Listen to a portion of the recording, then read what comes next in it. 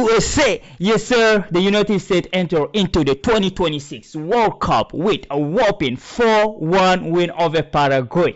Folarin Balogun, Christian Pulisic, Taylor Adams, everyone had a fantastic game. We're gonna try to analyze this game because this game, the result is significant. For the first time in the history of the United States in the World Cup since 1930, the US beat an opponent for more than 2 or 3 goals in a one game. 4-1 win is a historical event, and we're gonna try to analyze the game, how Mauricio Pochettino prepared the team for the World Cup, and of course Canada game. They did 1-1 against Bosnia. We're gonna touch base that. This is your World Cup Day 2. Ladies and gentlemen, welcome back to another video. Welcome to the world of soccer. If you're new here, make sure to subscribe, like, and share. So let's just dive into the game, because tonight was that first goal in the 7th minute changed everything. I think it's Damien Bobadilla. I think it's Bobadilla. That's how you pronounce his name. In 7th minute, he did like an own goal. But let's be honest, that own goal came from Christian Pulisic first ball when he touched the ball, because from that moment, Pulisic was like a ghost in the game. But we all know the talent. Him and McKennie, when they combined and Pulisic cut back in, I know something that was going to happen. And of course, he crossed in. The defender had no other choice, either to score or to leave Balogun score. And another player who had a fantastic night is Folarin Balogun. That dude, history is really important. He's an American by accident. You know, his parents are from Nigeria. He grew up in Britain, but he was born in the United States. According to the history, the narrative says Folarin Balogun's mom was pregnant and she wanted to go back to Great Britain in England. So he wanted to go back and the airline refused to, to approve his ticket until he brings some kind of receipt. And he stayed in the United States, and that today United States are winning because of it. Donald Trump and all those politicians need to learn that, because it's a player like that can impact, that can change a narrative, a history of a country in a World Cup. Because a World Cup is not only about the game, it's about countries getting together and sharing their cultural and like their domestic, they just sharing their culture. A lot of people will think it's only about the game on the pitch. No, when you come into this World Cup, every country will bring their history, their food, everything they have in their country. They're trying to portray that to the world. So the world is the biggest stage for cultural show. And the United States is doing a great job of it. So far, even though our politicians are doing some bullshit, overall, the atmosphere was fantastic in Los Angeles. I hope every other game in the United States will emulate that success, because the game was fantastic to watch. The player allowed us to have that moment, right? Overall, the first goal came on at the 7th minute. Like I said, it was an own goal. The second goal, Folarin Balogun, an assist from Captain America. Christian Pulisic is interesting. When you wear that US jersey, the dude became like a Spider-Man, or like he became prime Cristiano Ronaldo, prime like Ronaldinho. The dude is untouchable when he's on US jersey. And that assist was fantastic. Balogun, as a number 9 he is, because we saw him in the League 1 with Monaco this year. He's a little in front of the goalie. So he take it 2-0 for United States, 31st minute. And of course, 45 minutes before the first half, Balogun scored a wonderful goal. Like he's placed it like in the net corner. Like what do you say? He cleaned the net. He made it 3-0. We went to first half. At that point, Paraguay is a team. They're very aggressive. But, United States, we struggle against the top 20.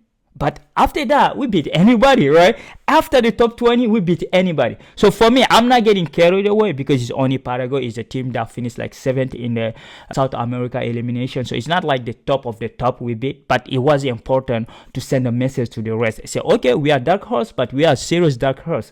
Like as they was telling in the documentary, to watch We Believe is a movie about the hockey team beating the Soviet Union.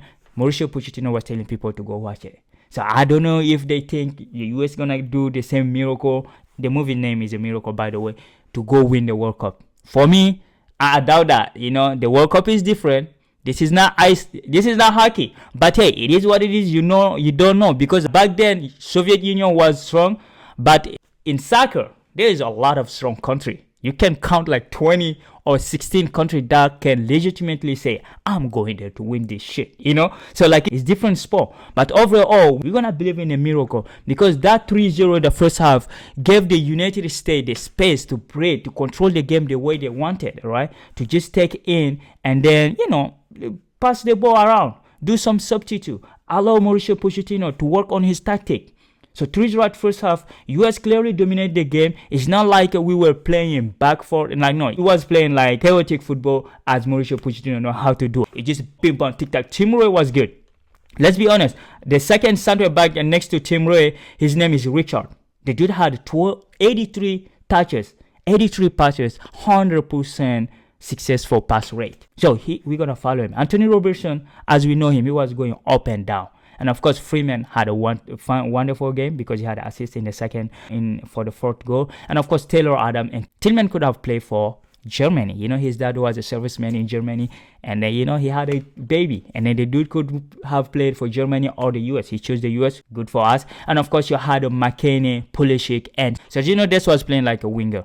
I mean, for me, he's a wide wing, but he was playing like a winger. It is what it is. He had a fantastic game. For me, there were several times that he could have scored goals, but he missed it, or like his control was too heavy. He wasn't able to control the game.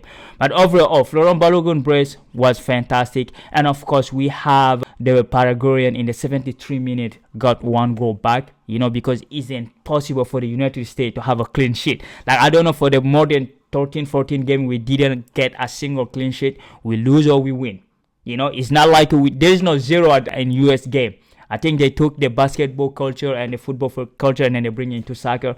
It's lovely to watch, but we want to see some solidity, especially if you play against team like this, have a good record of defensive, because best defense go far away in this World Cup. And overall, Mauricio scored 73 minutes, but the United States, Giovanni Reina. I mean, a lot of people were saying, why he's even there? Why you even selection him? But hey, he's good. Outside foot like this, like you remember me of Quaresma or like Modric or like all those players that like to hit the ball like to curve it. I love it. It was a beautiful goal. Before the goal, we had 23 passes. We connected 23 passes before the scoring that goal. That is a real team playing, real team showing force, the technicity, showing the Paraguayan. We are not boxing in the same category. We are not boxing in the same category. And 4-1, that was a beautiful night. It's almost a perfect night. For me, the perfect night would have been 4-0. But hey, 4-1 is a +3 goal. It's pretty much the last 32 is secured now. But we have to win the rest of the remaining game. So overall, 4-1 for United States. Great game for Balogun. Great game for Pulisic. Team Ream was good. He wasn't tested a lot because he's old. He's like almost 40. And you have Sergio Dest playing the winger position. I don't know if we don't have a better option, but he's a wing back. I think he will be more useful as a wing back than as a winger. But Mauricio Pochettino decided to play him there. Overall, it was a great game from everybody. Even McKennie had a good game.